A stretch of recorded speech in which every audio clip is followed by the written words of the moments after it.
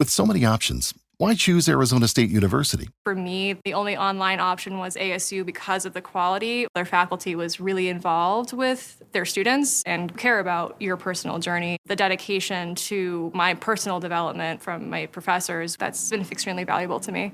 Earn your degree from the nation's most innovative university. Online. That's a degree better. Explore more than 300 undergraduate, graduate, and certificate programs at asuonline.asu.edu.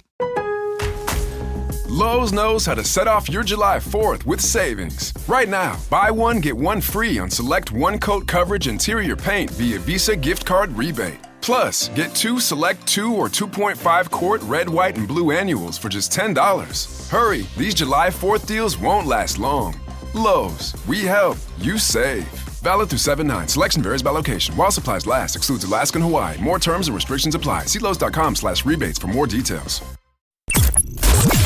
If you love entertainment, current events, and Hollywood, don't miss Creator to Creators, hosted by the filmmaker Meosha, known for the Shudder hit documentary Horror Noir and the acclaimed film Anatomy of an Anti-Hero, Redemption.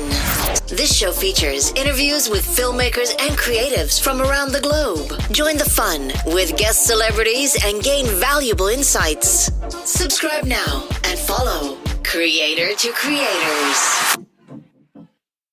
Hi, Creators to Creators. It is your girl, Meosha. I'm back with another episode, an exciting guest. Today we have a special one. Lamar Woods, what's happening? How you doing? What's up? I'm so glad to have you on. I'm excited to talk to you and get into all the things that you're doing. I mean, you have an immense resume. Your resume is pretty phenomenal. Filmmaker, writer, Oh, thank you. music, just doing all the things. I love that. Yeah. Oh, yeah. Thank you, Meosha. Yeah, I'm so excited. Yeah, talk to a fellow filmmaker too.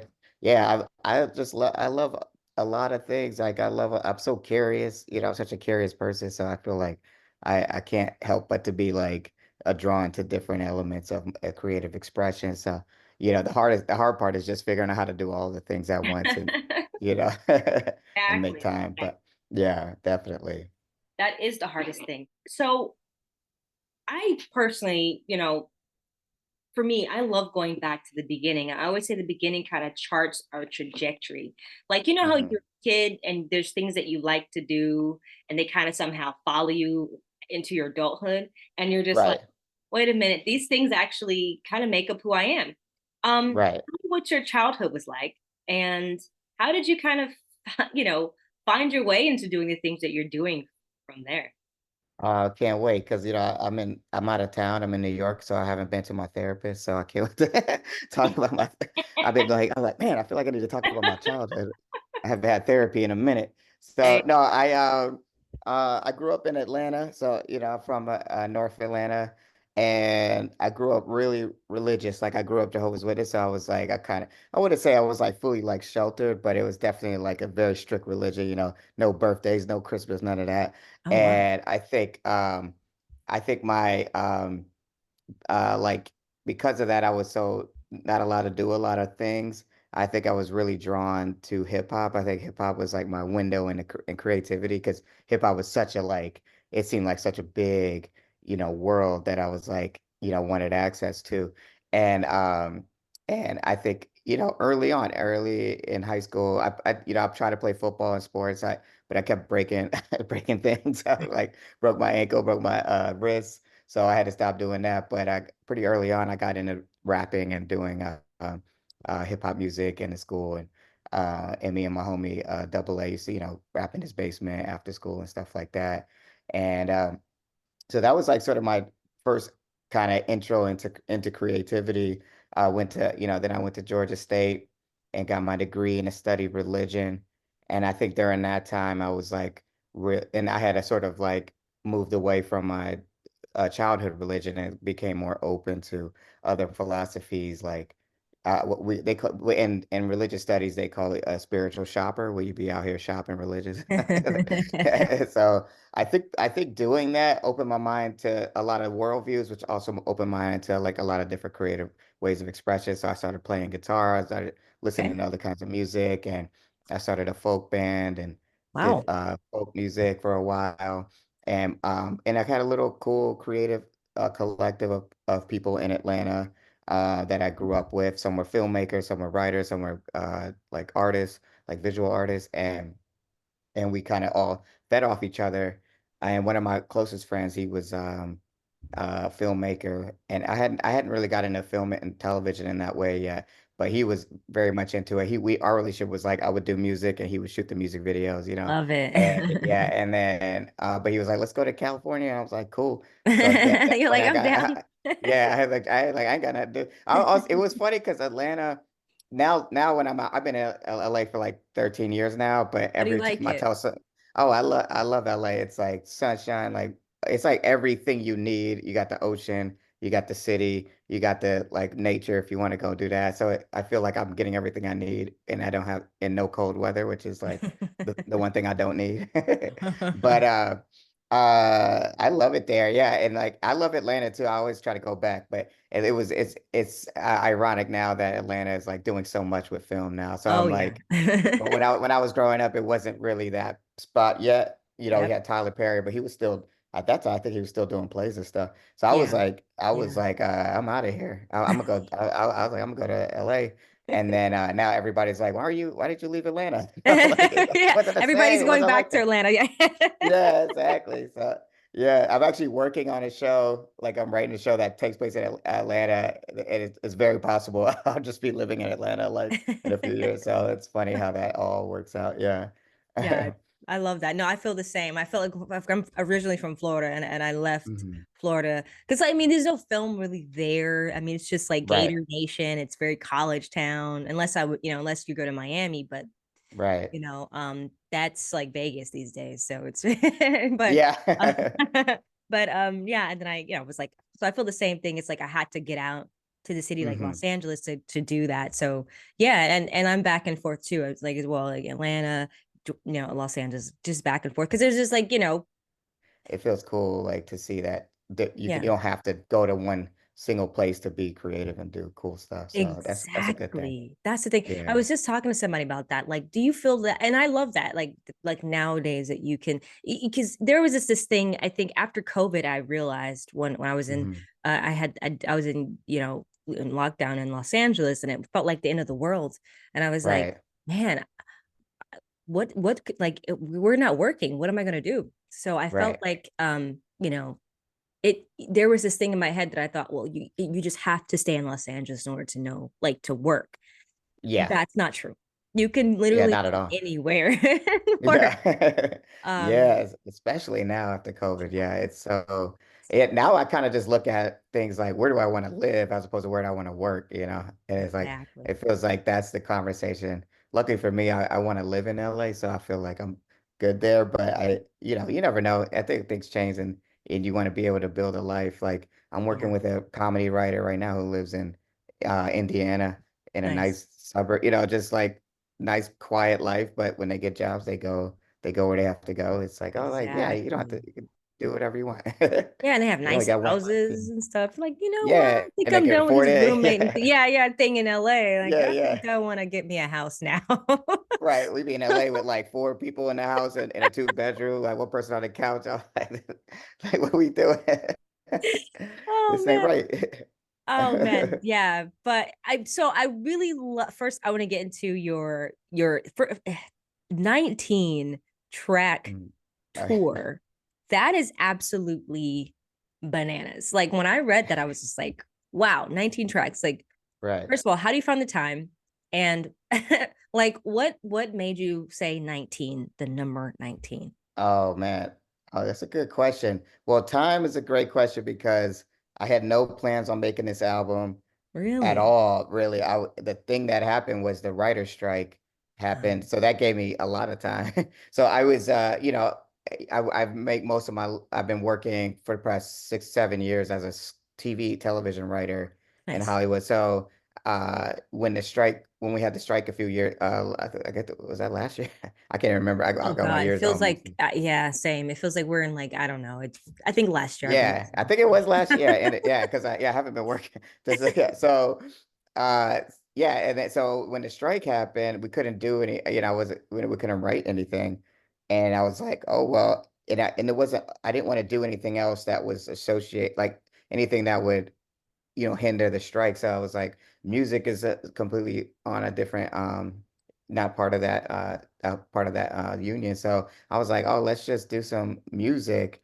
And, and I had, I got the studio at the house or whatever. And I think, I've been, this is just my own personal thing. Like I've been struggling, like when I started getting back into music, because I was doing music when I was younger, and I was coming up, it was all about albums, like all the classics, like Illmatic, Equimini, or like just like the experience of the whole thing. And then when I got back into music, everybody was like, "It's a singles. Everyone's putting out singles. You just put out singles. You don't put out an album." And I was like, I just feel so disconnected from that. Yeah. And especially being a filmmaker, I think I just am drawn toward more like pieces of work as Mm-hmm. opposed to like little like some snippets of something. Mm-hmm. So I think I was like, you know what? I got this time. I'm on strike. Have a lot of time to write and create something. And I like, let's just do an album that I think will encompass who I am as a person right now, as a, adult, and not so much the person I was before, but what I'm Right. going through right now, which is like a person who's dealing with a lot of mental health issues and a lot of anxiety and trying to, as a black man, trying to figure out how to communicate about it in a way that's interesting, but not, still fun and not sad, So I was like, let's just do that.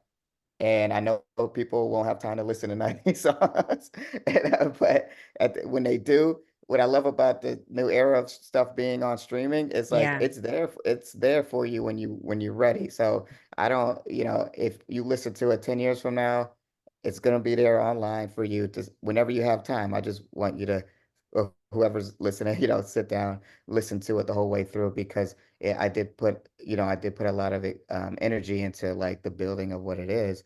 And I think that's something that I can be really proud of, even if, it's a little daunting, I think. But a lot of why it's so long too is because there's skits in there and there's, a lot of fun things that sort of add to the album. I would say the album itself is not a long listen, but it probably feels a little daunting looking at the 19 tracks, but it's definitely like a nice little fun ride. Yeah. Yeah. So that's kind of how I got into that. Yeah. I love that. And I love that you said skits because I was like that. I feel like that's what I was like, that's actually kind of very, very brilliant. Like you're telling a story and like we're going through like a journey with you and like you said, navigating what, going as a black man and figuring that Hmm. out, as with dealing with mental health and all that. Because I don't think that's actually widely talked about in musically these days. I mean, Right. music nowadays seems like it glorifies other things and not really Yeah.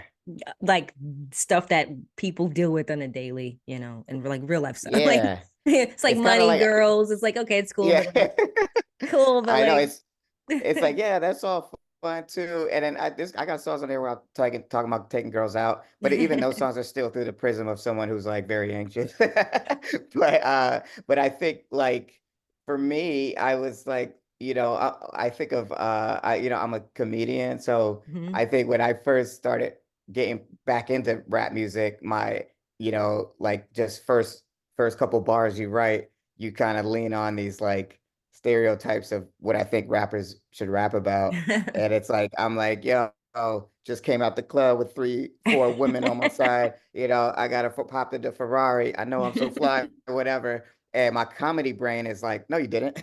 Right. It's like, that's Right. not true at all. Like, and I think my comedy brain won't allow me to wrap up to do hip hop in that way anymore. And I think I have to, if I'm gonna do it, it has to be something that like I would respect or like at least if I heard it, I would feel connected to and feel like I could relate to as a, I'm not like a young guy. I'm like in my, mid 30s or whatever. And I'm like, this is not, I'm not like going to the club every night. What I am doing is, but I'm still flexing. I'm still going to nice Yeah, restaurants yeah, and getting a steak and then, and yeah. drinking champagne and drinking wine and those things. So I'm still Yeah. rapping about that, the lifestyle, but it's still in the context of like, I call it adult contemporary hip hop, you know.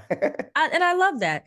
And I like that you implemented actual comedians in it too, like Tony Hmm. Baker and people like that. And I was Yeah. like, yeah, this, I mean, hilarious. So I love that you know, if you're gonna do comedy, right? It's like it Hmm. makes sense to get some comedians and have those like excerpts in there. And so it's kind of brilliant Right. that you added that to it. Um, so you have you said you're a comedian also. Do you feel like comedy is like one of the best ways, it's like therapy for a lot of comedians going up and sharing stories, even though they're, yeah, you're Right. kind of laughing at the pain in a way, but do you feel like Hmm. it's That's a good therapeutic? question. I think, well, I do mostly do improv live now. So Oh, I do improv nice. like with a group of people. So for me, it's therapeutic for a different reason than I think maybe stand-up would be. But like it's Mm-hmm. therapeutic doing improv because we don't plan anything going out there. So I'm going out there with it's my team. We're called the Big Team. It's really we kind of travel around and play together. A lot of cool comedians on there like Carl Tart, Ronnie Adrian, Ify Wadaway, and Nice. like people who are very established in their own way, but we come together with no idea what we're gonna do, Mm-hmm. and you really have to let go of whatever you're like, whatever control you need in terms of comedy or creative space, and sort of Mm-hmm. accept what the idea is on stage. And I find that really like cathartic to just like let go and just be like in the moment. But I would say, to answer your question, I find music much more therapeutic, I think, than Yeah. comedy. I think maybe because when I was growing up, I never thought of myself as someone who was going to be a comedian or a do that. I guess I just was a funny person, you know. So I feel like sometimes I'm like, I'm just being myself, and it Yeah. happens to be funny, which, so in a way, which sounds counterintuitive, but in a way, doing comedy is a little like more organic for me as a person, which makes it less therapeutic, if that makes sense, because I'm Okay. like not really not going that deep. I'm sort of like being almost more present, where I think Mm-hmm. music puts a lot of pressure on me to like really figure out what I want to say. And I think that and maybe there's something about music that feels so much more personal or intimate, I guess. Mm-hmm. Where comedy, I feel like I really just want people to be happy, which is therapeutic Mm. in its own way. But when Yeah. you asked the question, I thought my answer would be like, yeah, of course it is. But I think no, I think actually I find music much more therapeutic, and comedy much more of a outlet, or like fun, like a release, I guess, if that Yeah. makes sense. Yeah, no, absolutely. Do you feel like in the Black community, and like you said, this album and this 19 track Hmm. tour is kind of like sharing of like from a Black man's perspective and what all that is and how you show up in the world. Do you feel like it's Hmm. difficult um to, as a Black man, Hmm. create and be taken um seriously and have more like respect as far as like music wise? Is it a Hmm. struggle still, and do you feel like you have to, I don't know, be something like fit boxes in order to be Right. accepted in this Yeah. industry Yes. even now? Yeah, I Wow. think so. I think here's what I think. I think I think there's like this energy around lately of like we want Black men to be more vulnerable and share, and it feels like a common thing that's in the ether, and I see it online, and it's like, Mhm. let's support this. And I think there's somewhat of a disconnect between the sort of conversation around it Mhm. and it actually being in practice. And I I feel see. like sometimes I feel like, even like, you're sort of working on your, even as I'm doing song, like the first song on the album is the first line is like, I had my first panic attack at 35. I thought I was going to die, which is like a real thing that happened. And but even when it was happening, uh I didn't feel like I could talk about it with even the Black men that I knew, you know what I Oh mean? wow. And I feel like it wasn't like they were like, don't talk to me about this. Yeah. It's just like, it's like you're saying, it's like someone saying you should be healthier. And, Mm-hmm. okay, I'm gonna get there, but I'm gonna still eat fried food, and I'll still eat fat. It's like actually getting to the place where we really feel comfortable, really being vulnerable with each other, in relationships, in relationships with other men, in relationship with other women, and still feel like there's no sort of like cultural sort of like wall that's keeping you from that. Now, Mm, I think it's probably a lot easier than it was for sure. Like, hmm. than I'm sure a lot of the musicians and stuff that I listened to growing up, and I do find that my album's been very received really well That's great. because of it, because of the discussion. And it's not like I'm the only one doing it. Like Kendrick, I think Oh he did yeah. it on his last album, Big Steppers, incredibly vulnerable.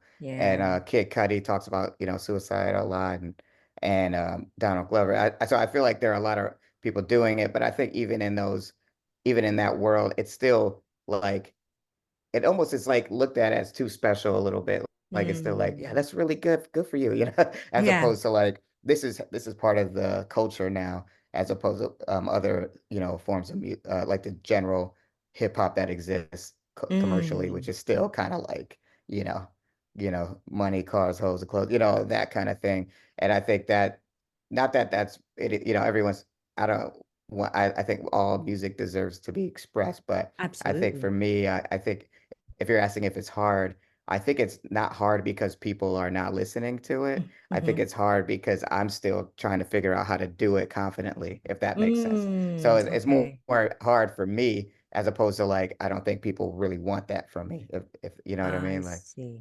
yeah, Like so musically, mhm. like the industry wise, you're saying they don't want, you don't know if they want to hear that or Yeah, I'm thinking like I think people, I think the audience wants to hear, I think even if it's for the simple fact of it's just different from everything else that's out there, Mhm. and you hear black men being vulnerable and trying to figure out how to be sensitive. The reason I call that highly sensitive person is because it's a real it's a real like diagnosis. And Mm. I think that's like something that I bet a lot of musicians have, just because Mm. it makes you very, it's like one of the side effects is just being very creative.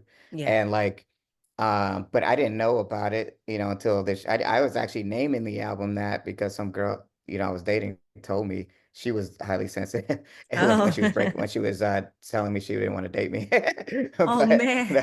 But I was like, what is that? But I thought it was a cool phrase for an album. I was like, Right. oh, I'm gonna call the album that. But then I told my therapist and she was like, no, that's what you are. And I was like, oh. So I was like, oh, this is and if you look it up, it's when you look it up, you're like, oh, I have all these qualities. Hmm. And I think, it's like the general cliche of like, we don't allow, it's not cool to be sensitive or for boys to cry or whatever. Hmm. But I think we're getting there. But I think in rap music, specifically rap music, I think there's still an element of like, I need to be tough or cool or swagged out for it to be accepted. And I think it may not be there.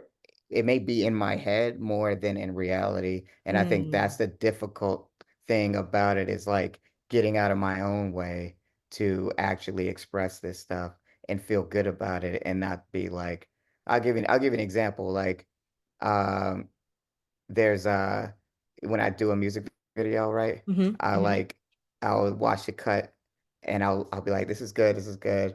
But I'll send it to the homies I grew up with in Atlanta and I literally ask them like if there's any part where I look lame, can you tell me? Oh And man.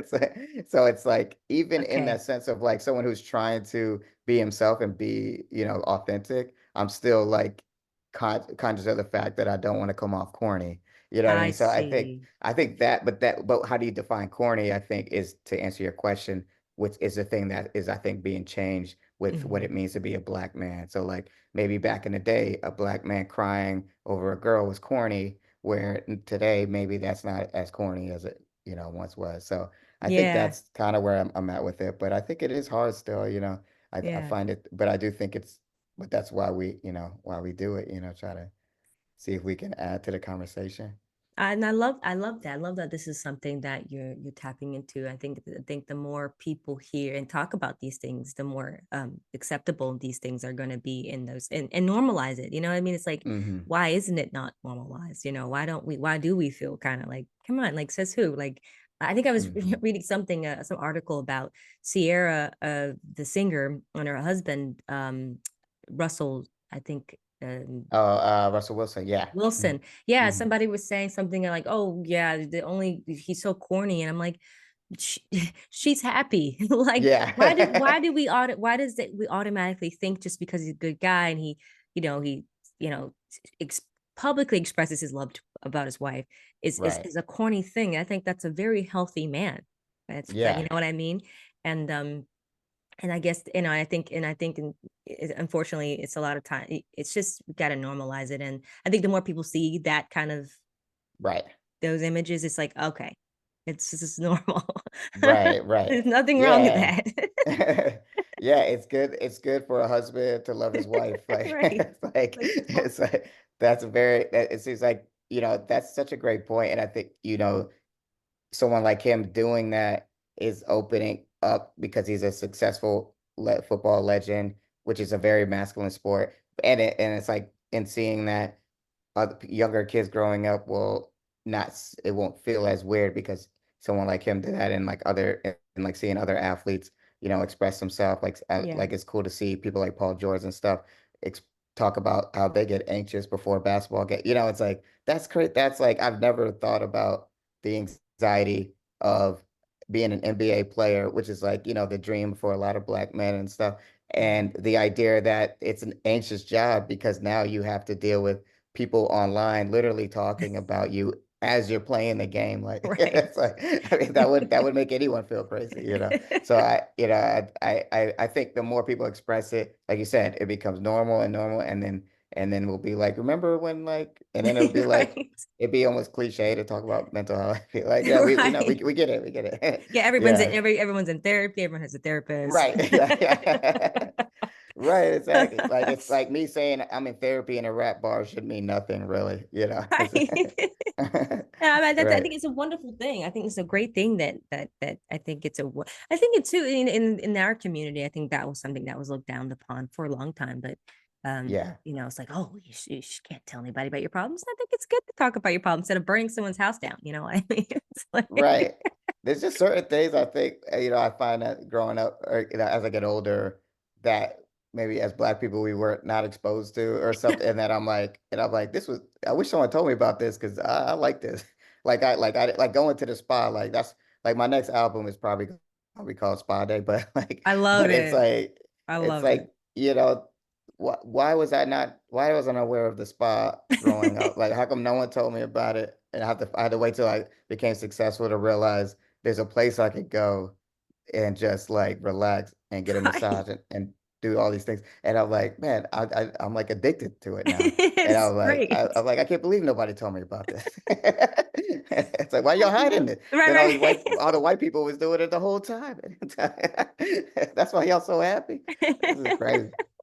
I love it.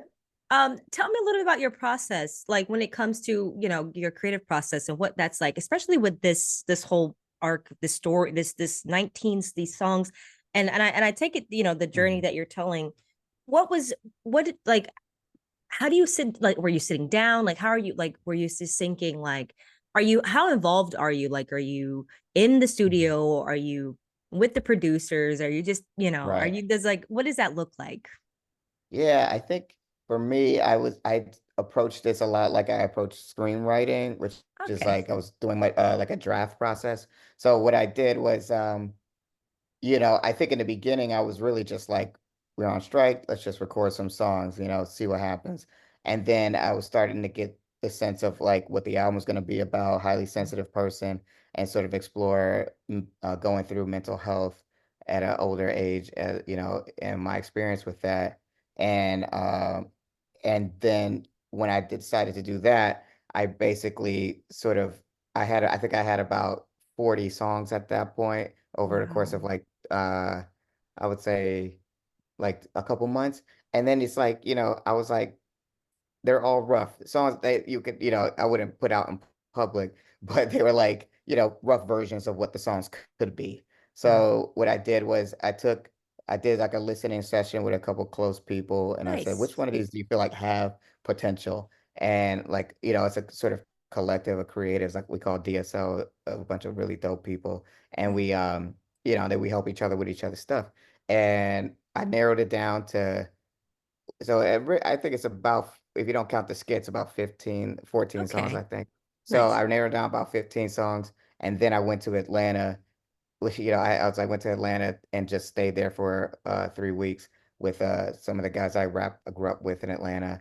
And we brought in musicians, we brought in violin players, and we Love brought in it. horn players, and I brought in features and singers. And so basically, that was the sort of second draft. So like those first songs were like the first rough draft. Yeah. Then that in Atlanta was the second draft, and then when I Nice. got back into LA, I would consider the mixing and mastering and sort of re-recording stuff, that final Nice. pass.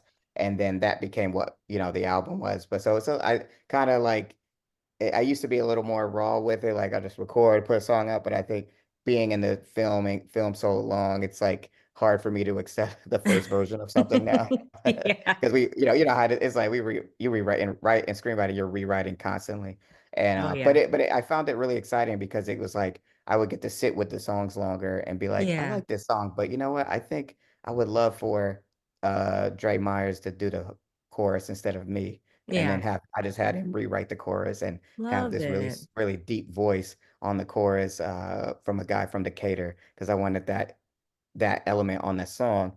And it was something that didn't come to me till after I had already recorded it. So, Amazing. so I thought that was I kind of like that process. I think I'm gonna stick with it for a I'd bit. I'd love it. I mean, amazing, amazing. I got to listen to the one that they sent me, the beautiful black boy, Oh yeah. and that was just gorgeous. I was like, wow. And I love the title. I just think it's so, so beautiful, like, and it's just great to, like, you don't really, when you can put something like that out publicly, Hmm. and but it's like I'm showing love, and it's like beautiful. Right. It's beautiful. It's not ugly. It's not, so it's a Yeah. great positive thing. So I was like, I love the title. I think this is great. Oh yeah, thank you. Yeah, that's probably my favorite song on the album too. Like, Nice. yeah, it's like I'm singing too, which I never done. I don't really do. So I think Amazing, amazing. that what I love about some of this album specifically, because I did an album before called Wine Bars, a little more romantic and more like Drake is Take Care vibe. But Mhm. I think this album, which I love, is the vulnerability of the subject matter is matching the vulnerability physically, where I'm like physically singing in a way that that is me actually being vulnerable because I'm like can't sing that well. So I think the combo of like actually trying new things out and being vulnerable from a performance standpoint is kind of really mirroring the actual subject matter too, which I think was unintentional, but it's kind of a cool thing I like about the album. I love it. I Yeah. love it. Gosh, it's crazy how 30 minutes go by so fast. I know, Um, right. I see the clock going. so I have a fun question. And there's no wrong Mhm, answer, but the three levels of influence: money, power, and mhm. respect. And if you could choose only one of those things, which one would you choose and why? I think respect probably. Yeah. Nice, I, nice. yeah, I already got money and power, so I'm good. I'm just kidding. No, respect. I think respect is good because I just want you know, I want people to treat people how they, want to be treated. I feel like that's always something that Absolutely. I feel like am looking for in life. Yeah. I love Yeah. that. I love that. What do you want people to walk away with once they listen to this? What's your message that you want Uh, people to have? I want them to be comfortable being sensitive. I'm repping this for the sensitive homies out there, for sensitive ladies, for everybody. Woohoo! Anyone who's ever been called sensitive or too sensitive, I'm representing for y'all. Love And it. so like and to be okay with that, be okay. Like me and my girl, she we cry all the time, and it's just Oh, I but love but it's it. funny because it's like I'm sure in her life she's the sensitive one, I'm the and it's like funny how we're just like it's like yeah, here come the tears. We ain't Oh, fucking I around. love it. I love Sorry, it. was I supposed to curse? No, And you're then good. okay. And then I would say the other thing is maybe to just I would love for them to check out everything else I'm doing. it's like I'm in a weird situation where I think the only person I can relate to is sort of Donald Glover, where, this album is a very specific type of expression, but, I have films and movies that are very different, but overall it's still coming from me. So I would love for people to listen to the album and be curious about the other creative things I'm doing. And Yeah. I have a podcast where I watch Gossip Girl and talk about it called Love Gossip Girl. it. I love So it. it's like they there may be a small Venn diagram of the Gossip Girl fans and my boom bap style hip hop, but if you're out there, I'm here for you, and you'll enjoy everything that I'm doing, because it's Love still it. coming from me. Yeah. That's wonderful. It's wonderful. Where can people find you on social media to to follow everything you got going on?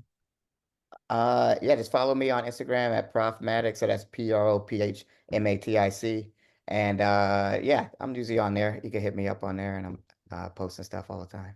Awesome. Awesome. Awesome. Thank you so much. It was a pleasure. Oh, Pleasure talking with thank you. Thank you. It's so great to meet you, Meosha. Like you. you're really easy to talk Oh, to. thank you. Thank you. I try. I Yeah. try. And Awesome. thank you all for listening. And always remember to live, love, laugh. We'll see you guys soon. Bye bye. Yeah.